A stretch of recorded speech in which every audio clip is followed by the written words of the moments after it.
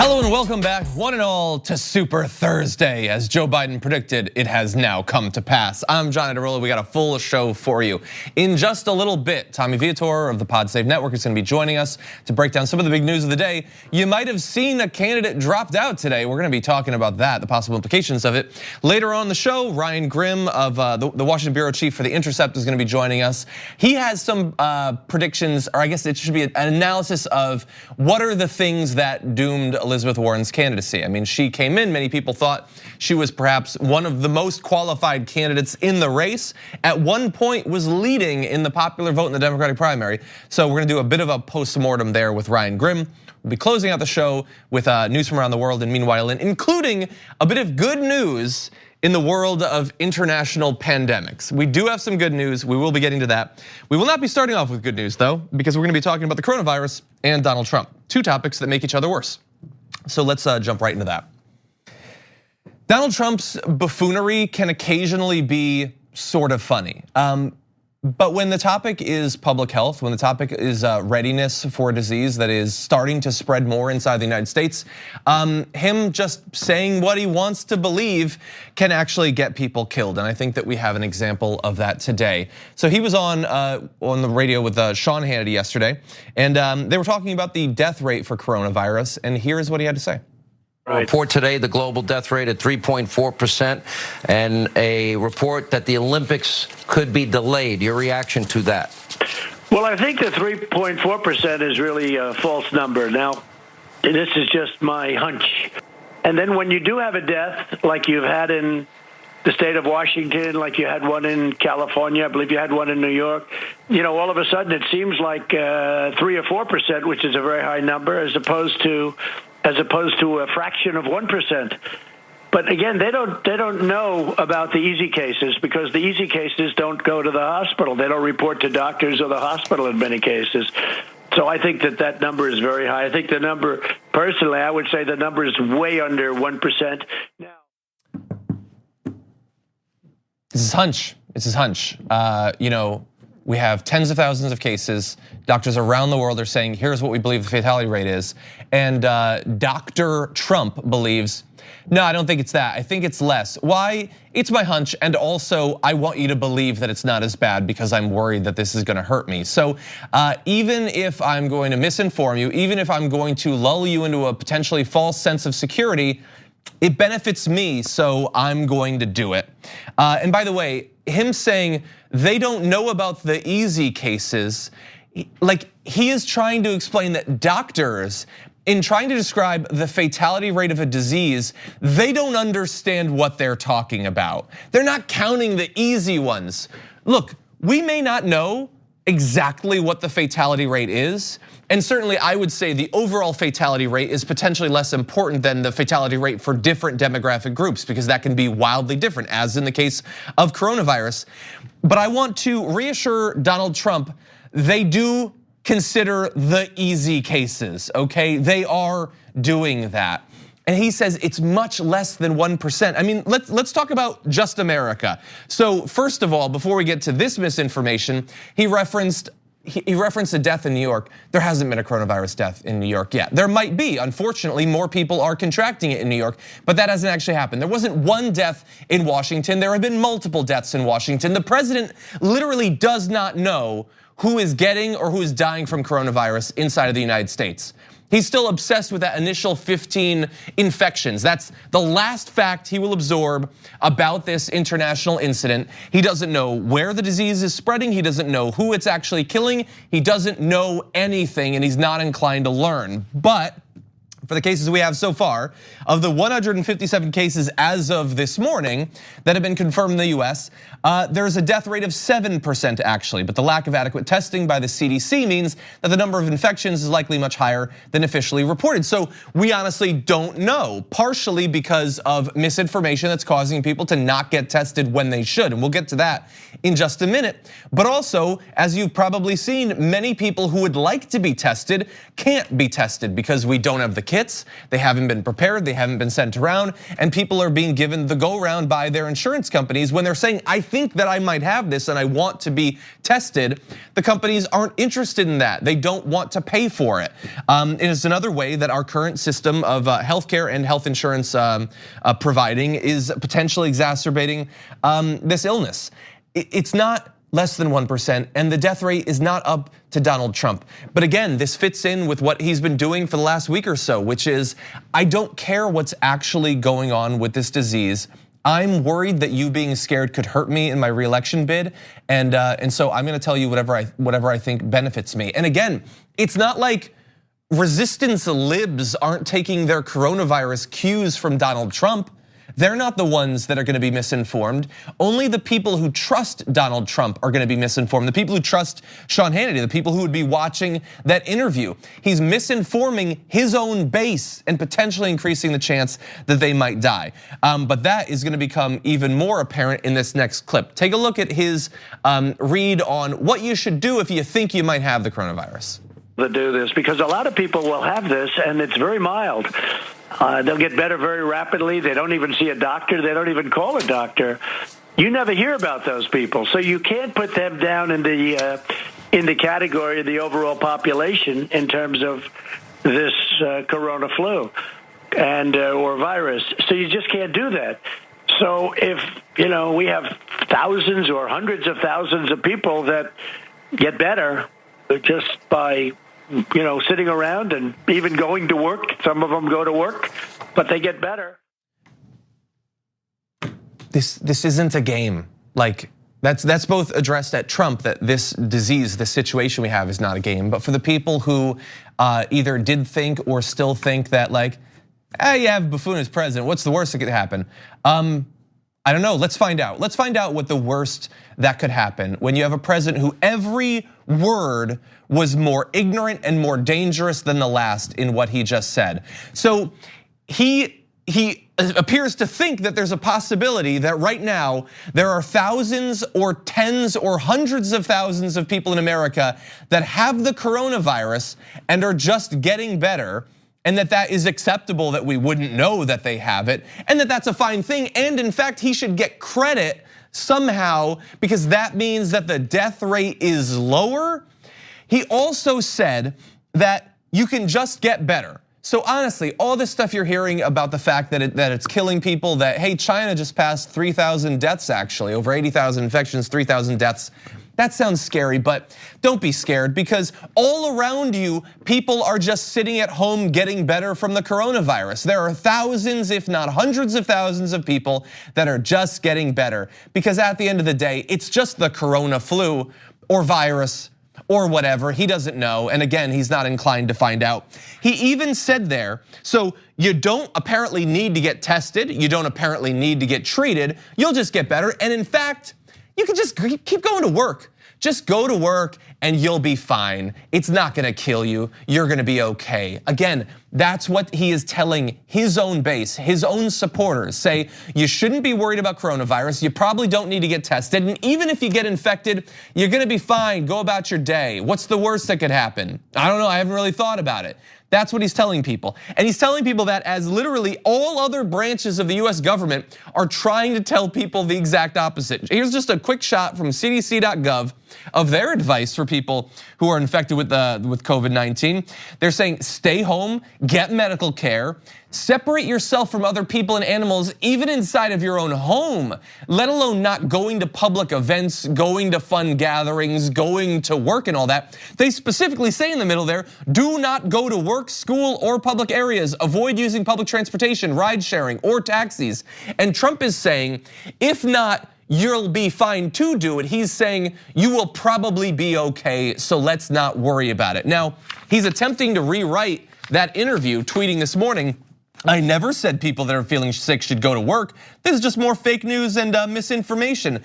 But he just said, all around you, thousands of people are doing that and they're gonna be fine.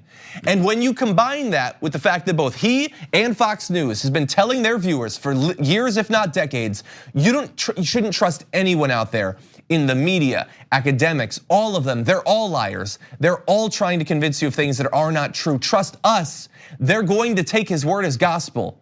And so there's a possibility that some MAGA hat wearing people are gonna come down with coronavirus and think, I'm strong. Trump said tough people don't die to this. So what, am I gonna miss work? I need the money, clearly, because things are getting better for me economically. Trump hasn't done anything to benefit me. So you know what, I'm just gonna go about my work and I'll be just fine. And here's the thing, again, the death rate appears to be between 2 and 3.5%, but that is over the population at large. That means that yes, you probably will be okay if you're an otherwise healthy person. You should still be tested, you should still certainly be treated, and you damn sure shouldn't go to work while you've got it, especially because that death rate is not constant for everyone. For people who might have some sort of immunocompromised condition, if they're older, if they have some sort of health condition, it can be above 10 or 15%. And I got news for Trump. When people go to work, when they go to public gatherings, they're not necessarily surrounded by the toughest people in the world. So sure, maybe they'll be okay, but they could spread it to people or spread it to people who will then spread it to people who will not be okay. Those people might die because of the lies that Donald Trump is telling his base about coronavirus. And again, this is just a reminder that when you have a person who is actively anti-science, who believes that propaganda is more important than objective reality, it can have a serious impact, a life and death impact on people. And we're seeing the beginnings of that. I hope that we dodge the bullet. But if we do, it will be despite the best efforts of Donald Trump and his administration, not because of it. Okay, we're gonna take a short break. We come back, lots to get to.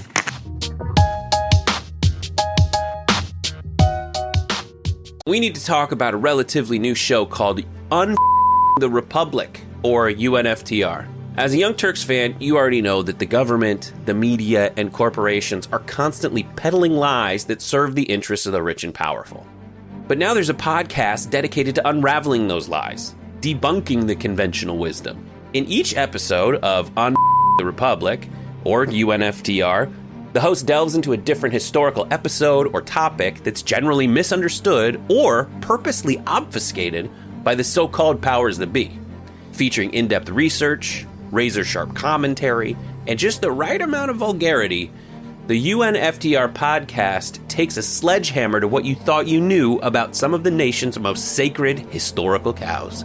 But don't just take my word for it. The New York Times described UNFTR as consistently compelling and educational, aiming to challenge conventional wisdom and upend the historical narratives that were taught in school. For as the great philosopher Yoda once put it, you must unlearn what you have learned. And that's true whether you're in Jedi training or you're uprooting and exposing all the propaganda and disinformation you've been fed over the course of your lifetime. So search for UNFTR in your podcast app today and get ready to get informed, angered, and entertained all at the same time.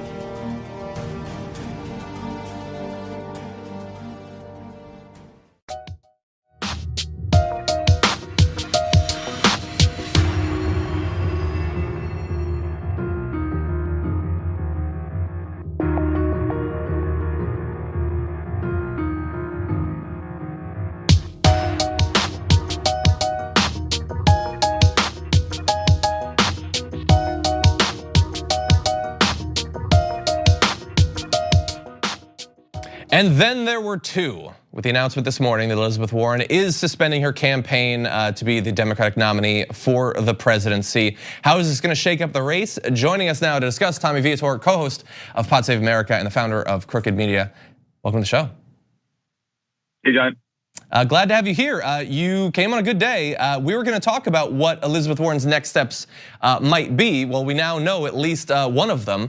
She's dropped out. What are your thoughts? I mean, look, I think that this was a decision made out of necessity. She did not really have a path forward. When you look at the delegate count that Bernie Sanders and Joe Biden have amassed so far, there just wasn't a path. I think that Elizabeth Warren has gone from being, just known as a brilliant professor to being one of the most potent messengers in the Democratic Party, one of the best policy wonks, and the person on a debate stage that you want to mess with the least. So I think she comes out of this having done an enormous amount of good for herself, for her stature, for the party. I hope she is, a key part of the general election campaign. I don't know who she'll endorse. I don't want to pretend to tell her who I think she should endorse. I hope she takes some time and figures it out. But she ran a hell of a campaign. Well, and we should say that at least the indication this morning is that she does not plan to immediately endorse anyone. Yeah, that's right. And that's right. I mean, look, obviously she's aligned with Bernie on a lot of policy issues. I do think it would make a lot of sense in a lot of ways for her to support Bernie because he does have the more progressive agenda. But who knows how this will shake out. Yeah, exactly. I want to look back just a little bit on what she was able to accomplish. And I think one of the biggest things, actually, we don't have to go back very far. A lot of people are crediting her today as one of the most important things she did was remove what is, at least from my point of view, the worst case scenario in this primary, which was a Michael Bloomberg nomination. And if anyone deserves the credit for knocking him out, it feels like Elizabeth Warren is probably that person. Yeah, she dismembered him on live TV. It was like a scene from Dexter. It was the most brutal debate takedown I've ever seen in my life. And it took, she wiped out $650 million worth of advertising value in a couple hours. So yeah, pretty impressive. Yeah, and so I did want to do a little bit of a preview of, we don't know exactly where the endorsement is going to come down, if it does come down, but we can start to try to speculate as to what effect this might have on some of the electoral math going forward. And so to the control room, I'm gonna jump ahead. The most recent poll I saw of who Warren supporters' second choice was, this is by Morning Consult earlier today.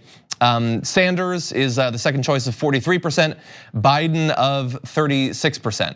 And so, I mean, that is effectively, in this sort of thing where these sorts of polls are always going to be a little bit wishy-washy, that seems like kind of a wash right there. Yeah, it's kind of a wash. I mean, I think what I've seen in some of the exits is that a lot of Warren supporters were white, college educated. I think they skewed women. And I think that that's a demographic profile that, you're right, probably breaks both ways.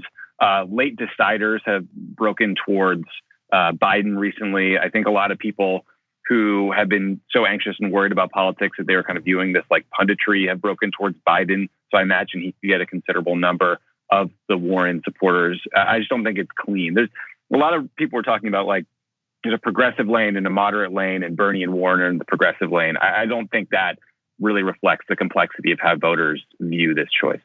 Well, and I would say it's fairly obvious on social media that a lot of former supporters of Elizabeth Warren, not necessarily first choice supporters of Elizabeth Warren, feel like she has done quite a bit to try to not appeal to that progressive lane necessarily in some of the moves that she's made rhetorically and in terms of her policy. So I'm curious from your point of view, not in terms of who she'll endorse, but from her own point of view, what do you think her path forward is at this point? Does she stay, regardless if it ends up being Biden or if it ends up being Bernie, does she stay in the Senate to be a Senate ally to one of those two if they become president? Does she try to get some sort of position in the administration? How is that potentially influencing her calculation of who or when to endorse? It's a good question. I mean, I have no insider knowledge into what she wants to do. The challenge that people should understand, though, is that right now Massachusetts has a Republican governor. So if Warren exits that job and takes an administration job or takes the VP slot or what have you, then Charlie Baker gets to nominate his choice, presumably a Republican, in that seat for a while. And that's probably something that everybody involved wants to avoid. Obviously, Warren has put together, some of the most comprehensive policy papers on every single issue. I imagine she'll be involved as a surrogate and the messenger on the campaign. I mean, I do think that she is going to be one of the most popular people in the party. And whether Biden or Bernie wins, she's going to be someone who we will all look to try to bring both sides together and make sure that we win the general election. So I don't know how to predict. I bet she doesn't even know at this point, but I do think she'll be a big part of the general election. Yeah, and I would just say, look, I hope that she is looking for advice from the right people, because my view, as again, I endorse Bernie Sanders, but some of the moves that she made in the last 6 months in this primary have been hard to understand, and they don't appear to have done her much good in the primary. So I worry about some of the advice that she's been getting recently, but I guess we'll see. We might have to wait a month or two to find out. So with that, have to wait. Why don't we turn to the other side of this primary? Bernie Sanders obviously did not have the Super Tuesday that he was looking to have. And in the wake of that, some of his most high-profile supporters are starting to sketch out a possible path forward. Representative Alexandria Ocasio-Cortez recently said in an interview with Newsweek, we're in a very new phase of this race. Now is the time for us to really double down on coalition building, positivity expansion, and focusing on the vision that Senator Sanders has for this country. And so right now, in terms of the delegates, they're very close. It's like 10% gap between Bernie and Biden, and that might change, with California taking absolutely forever to come in. From Bernie Sanders' point of view, if you had any advice for his campaign, do you think that this is a time for staying consistent to the way he's been campaigning, perhaps hoping that Joe Biden will, have some gaffes and things like that? Or is this a time where you think he might have to evolve or change his strategy significantly? I mean, look, I think anytime you're losing, you have to evolve. You have to try to grow your coalition. I mean, I think what AOC tweeted was exactly right. Coalitions are built through addition. So you have to think about ways to reach African-American voters, to reach college-educated voters, older voters, and late deciders who are worried. I mean, I'm hopeful that this campaign has moved past the Iowa, New Hampshire period where it was just like electability obsession all the time. That's all we talked about. And I think Bernie Sanders' great strength is consistency and authenticity and a clear progressive platform. I do think he has to find a way to sort of reach people on an emotional level. Like, people can mock Biden for saying he wants to heal the country or bring people together. But when you look at exit polls, that's something that comes up over and over again in terms of what people want to see. So I think people need to, there's going to be a lot of voters who are really learning about Bernie, as crazy as it sounds, for the first time in their lives. And he needs to appeal to them on a human level and with a policy platform and try to bring people in.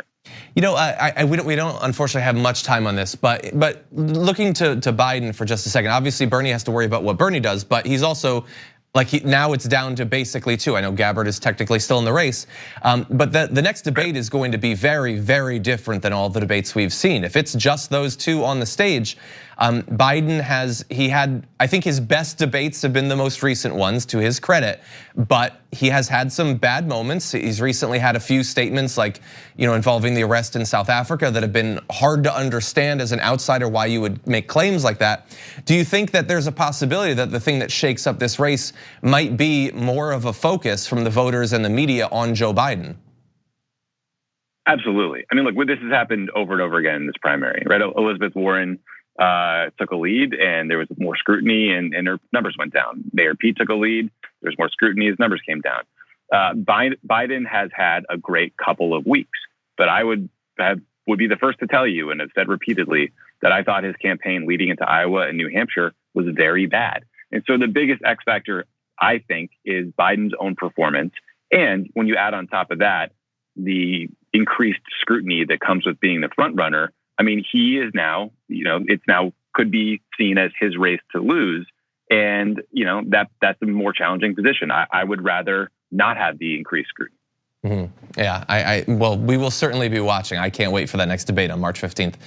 Tommy, if you stick around, we got one more block. We want to talk about Donald Trump giving a little bit of a preview of his general election strategy if Biden is the nominee after this.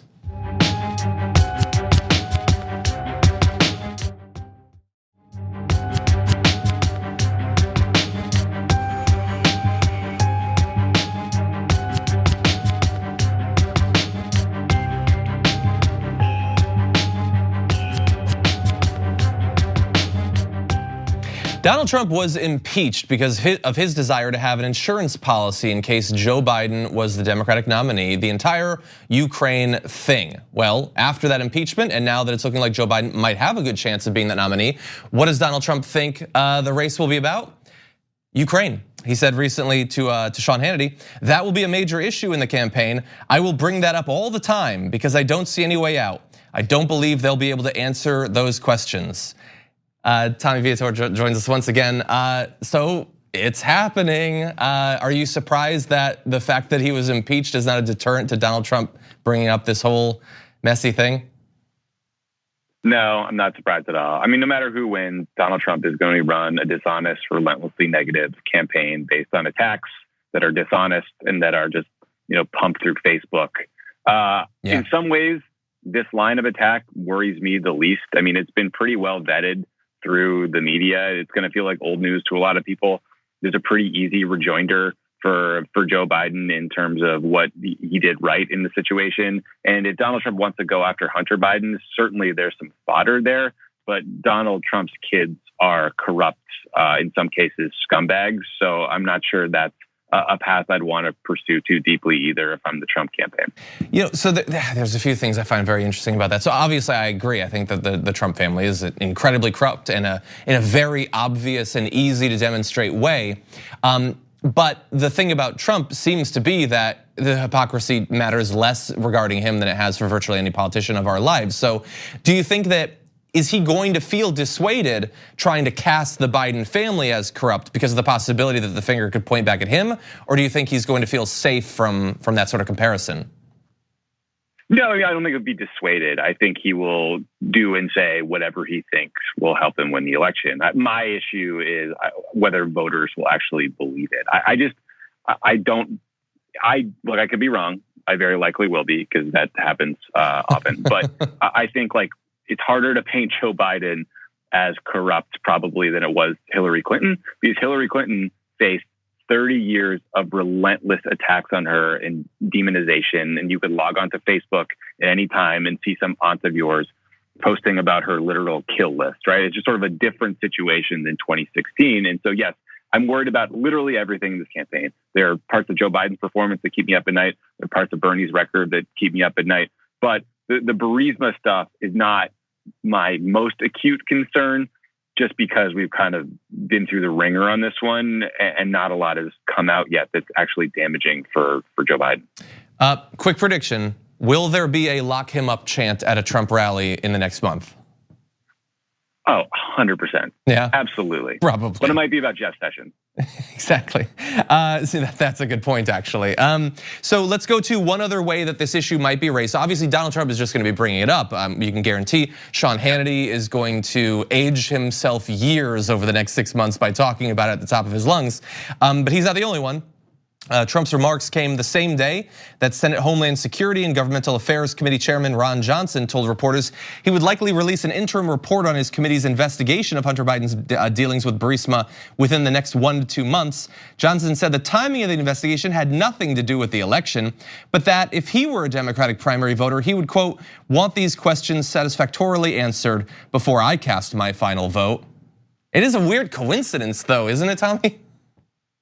Yeah, it is a weird coincidence. I mean, Ron Johnson is one of the most famously stupid people in the US Senate. So, good for him for being able to string a sentence together. What I'd like to see, if Joe Biden is the nominee, is one of the House Oversight Committees on the Democratic side start an investigation into Eric Trump, Donald Trump Jr. Let's see what Ivanka's been up to. Let's check out how Jared Kushner just managed to flip some company he started with his brother from 5 to 25 million. We need to play this game as hard and as brutally as they do, and it needs to start right now.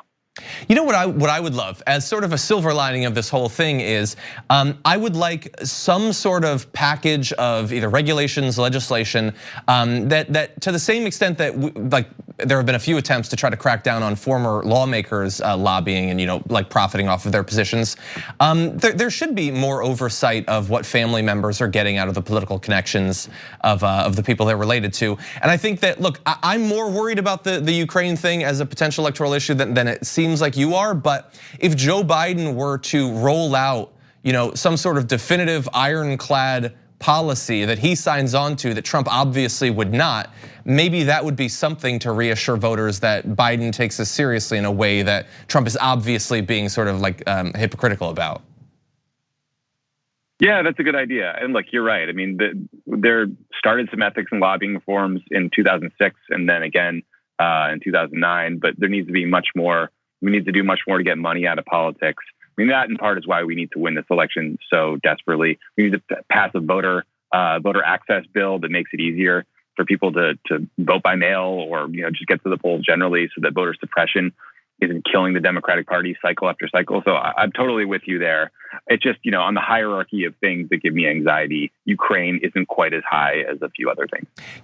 Just because you brought up the possible voter reforms, obviously I, like many people, I'm sure you were frustrated by, again, on Super Tuesday in Texas, in California, incredibly long lines, some people having to wait 2, 3, even up to 7 hours to vote. Now, a lot of that is of course determined by the states, and Texas is dominated by Republicans that clearly don't want people to vote. But I am frustrated by the Democratic Party's lack of prioritizing reforms to make our democracy one in actuality as well as in name.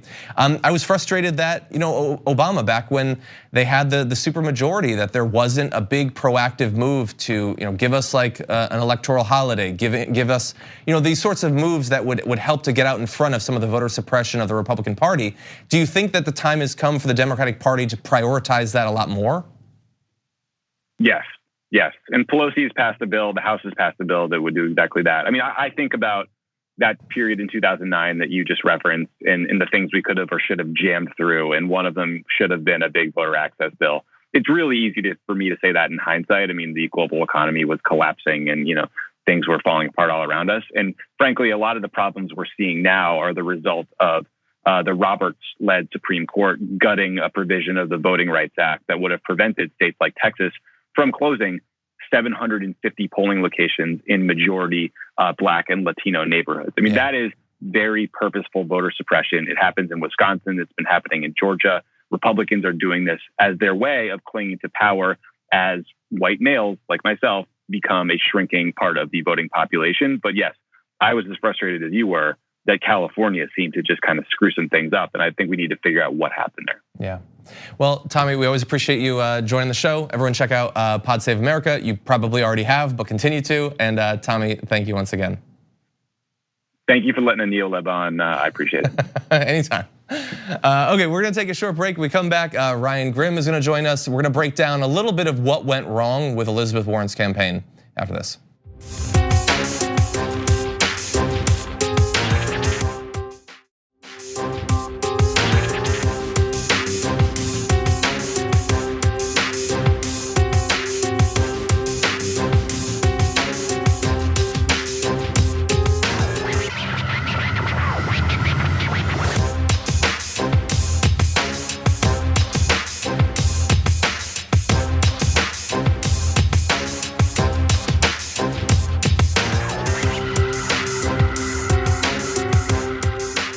Senator Elizabeth Warren has suspended her campaign to be the Democratic nominee for president, but we can't forget that at one point she was actually leading in national polls, briefly eclipsing Joe Biden after receiving quite a bit of positive media attention. So where did it all go wrong? Where did the fall actually happen? And joining us to break this down and more, Ryan Grimm, Washington Bureau Chief for The Intercept. Welcome back to the show.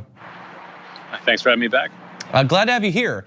So look, I find the topic interesting no matter what, but I thought you had a great tweet earlier today where you highlighted what you found to be sort of 3 of the things that were particularly bad for Elizabeth Warren. So I wanted to talk about those with you.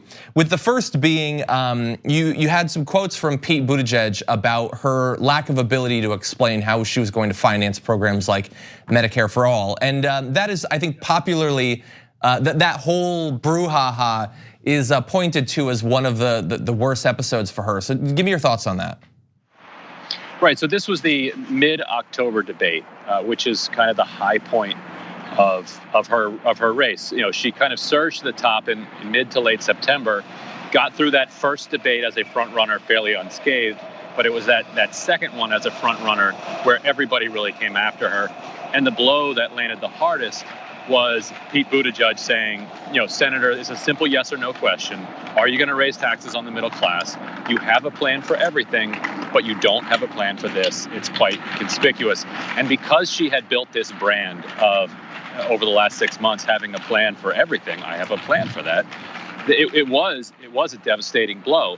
It led to her coming out in the next few days with, in the next week or so, with a plan to pay for it, which then was followed by a transition plan.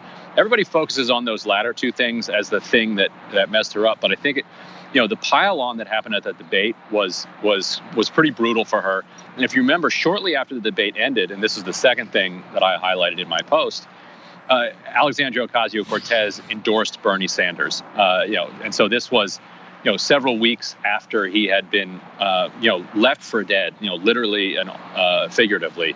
And here he comes out of the Las Vegas hospital, kind of surging back. And so those two things combined, her beginning to fall and his rise really starts to hurt him. And then the third thing I highlighted was this November 4th New York Times Siena poll that came out. Elizabeth Warren, by having such a highly educated base, was really reliant on kind of New York Times readers. You live by the New York Times, you die by the New York Times. And they put out a poll November 4th that had her losing to Donald Trump in one of the three Rust Belt battleground states and tied with him in the others, while Joe Biden and Bernie Sanders were beating Trump in all three. And so for a lot of New York Times readers whose only priority was, let's beat Donald Trump, that was the beginning of the end for her. That, okay, well, we love Elizabeth Warren, but if she can't beat Donald Trump, according to the New York Times, which they revere above all others, then they went looking elsewhere. And that's when you start seeing Pete Buttigieg and in particular start to eat into her lead.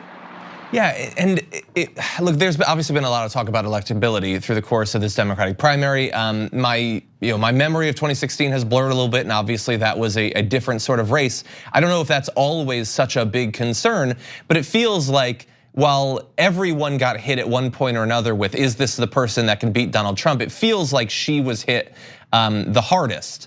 And I wonder, is there anything that she could have done about that? I mean, she can't, snap her fingers and change poll results, but if you have to convince people that you can beat him, how could she have gone about doing that?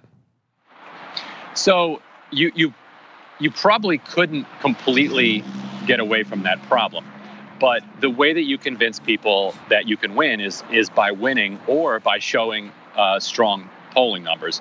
So the key decision that's going to be looked at in her campaign was not to go on air in Iowa in particular in September and October when she was the front runner, and that was not a question of resources. She had the ability to go up and start blanketing Iowa with television ads, but she decided not to. Her advisors believed that ads like that only give you a sugar high, that studies show that 6 weeks later nobody remembers a single thing they saw in the ad, and all of the advantage that you got from that spending dissipates. And so they were aiming everything towards caucus day, a big field office and then a big spend in January leading to the caucus. But what that failed to understand is that even though you're not voting in September and October, what people tell pollsters matters in the material world, because there's this dynamic interplay between voters' perception of your viability and electability and what the polls are showing. Yeah. It's kind of a chicken or an egg thing. And so if you can artificially prop up your polling, through this period where you're getting absolutely slaughtered, and then you come out on the other end still in the top tier, you can say, look, New York Times said I wasn't electable, but look, I just went through a month of fire, and here I am still number one in Iowa. She decided not to do that, and so her poll numbers dove, and that has its own dynamic effect. If your poll numbers are diving and people are saying that you're not electable, then those things feed each other as kind of reaffirming each other. So I want to give a hypothetical to you. So I agree with all three of those incidents that you pointed out. I think that they obviously did hurt her.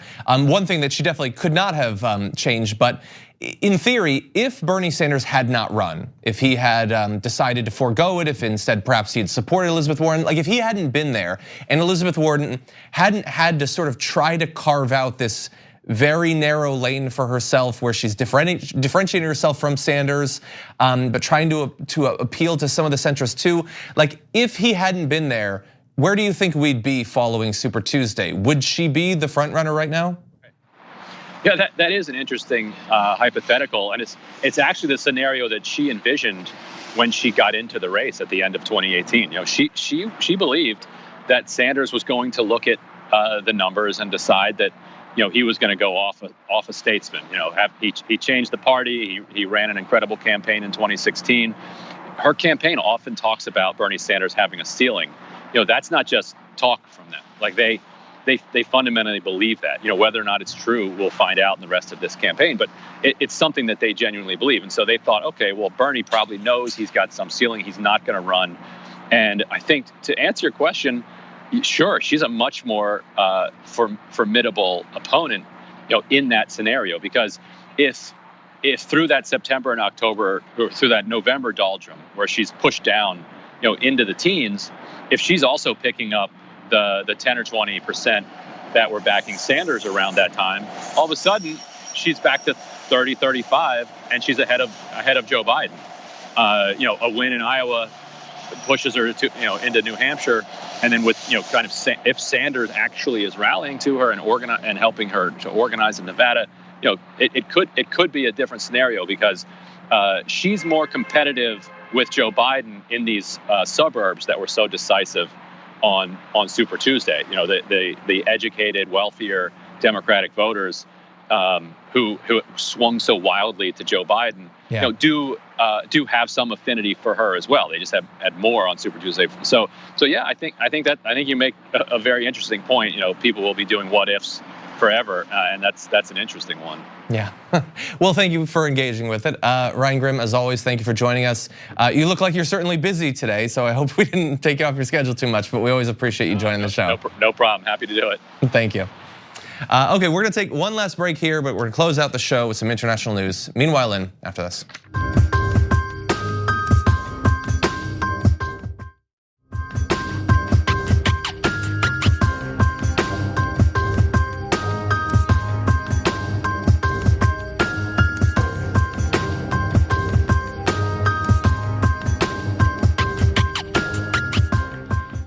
And now news from around the world. It's Meanwhile in.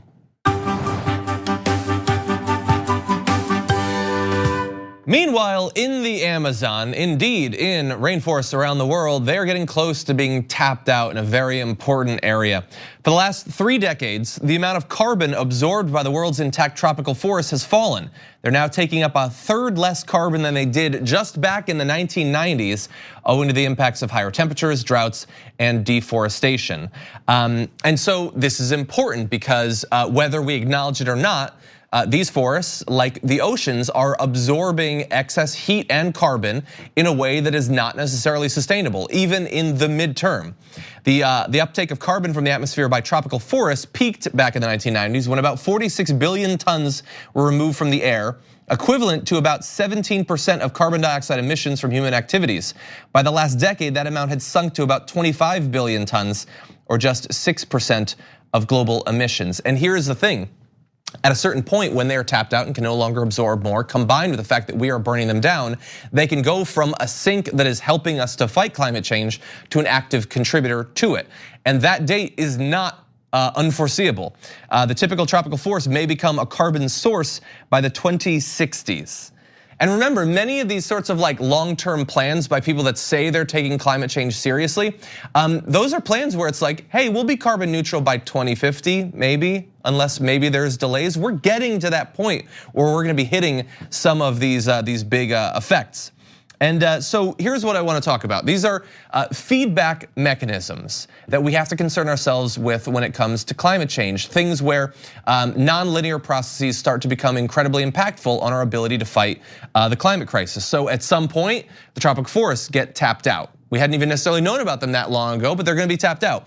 At some point, the ability of the ocean to absorb excess heat, that is going to be tapped out, and that is gonna provide an acceleration of the impact worldwide as things continue to heat up. But those are not the only ones. We don't have much time, we can't go super in depth, but for instance, did you know that the Arctic has locked in the permafrost tons of methane, an incredible amount, as well as a number of other things that as the world heats, that will then be released, again, accelerating climate change.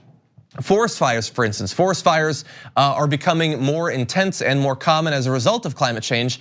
They are themselves also contributing to it. Again, this is an accelerating component of climate change. Desertification, like more generally. But then there's also things like, did you know that the melting of Arctic ice leaves more of the sea uncovered?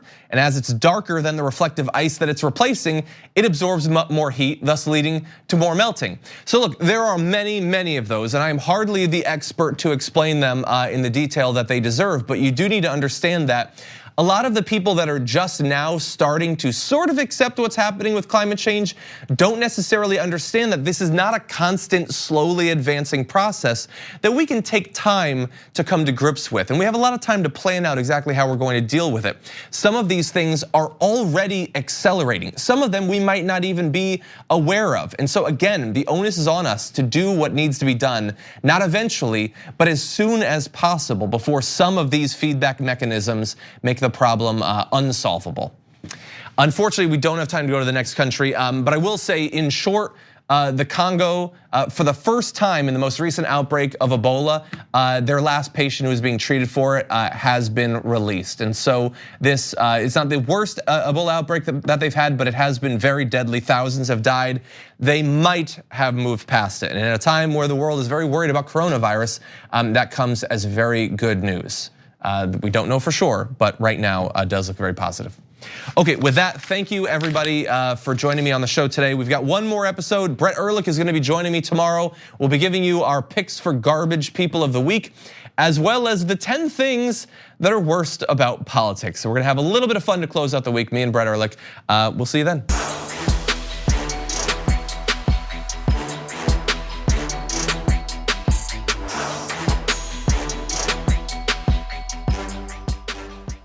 Thanks for listening to the full episode of The Damage Report. Support our work, listen ad-free, access members-only bonus content, and more by subscribing to Apple Podcasts at apple.co/TYT. I'm your host, John Darola. I'll see you soon.